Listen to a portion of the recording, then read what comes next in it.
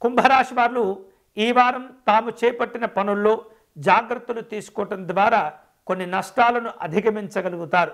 ఆర్థికపరమైనటువంటి స్థితిగతులు ఉంటూ ఉంటాయి. దీర్ఘకాలికమైనటువంటి సమస్యలను అధిగమిస్తూ ఉంటారు. గతంలో చేపట్టి ఆగిపోయినటువంటి పనుల విషయంలో ఆర్థిక భారాలు పెరుగుతుంటాయి. మీ ఆలోచనలు కార్యరూపం దాల్చేందుకు తీవ్రంగా ప్రయత్నం చేస్తుండాలి. అలాగే గౌరవాలు కలిగిన గొప్ప పరిచయాలు ఉన్నటువంటి ప్రముఖులను కలుసుకుంటూ ఉంటారు. మీ అభిప్రాయాలను జాగ్రత్తగా వారితో పంచుకునేటటువంటి ప్రయత్నం చేస్తుండాలి. మనోభావాలు కోల్పోకుండా దెబ్బతినకుండా మిమ్మల్ని మీరు కాపాడుకుంటూ పనులు చేపడుతూ ఉండాలి. కుటుంబ సభ్యులను కలుసుకుంటారు.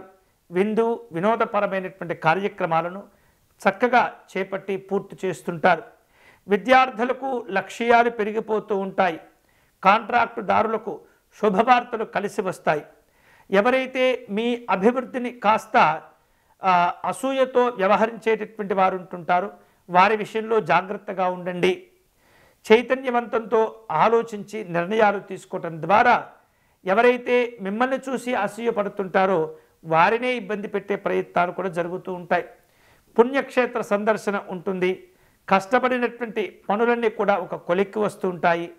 వ్యాపార లావాదేవీల విషయంలో మరిన్ని సంతోషాలు కూడా కలిసి వస్తుంటాయి. హోదా గౌరవాలు ఏర్పడుతుంటాయి.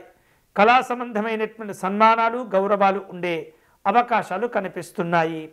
కళారంగంలో ఉన్నటువంటి వాళ్లకు ఈ వారం గౌరవాలు సంతోషాన్ని ఇస్తూ ఉంటాయి.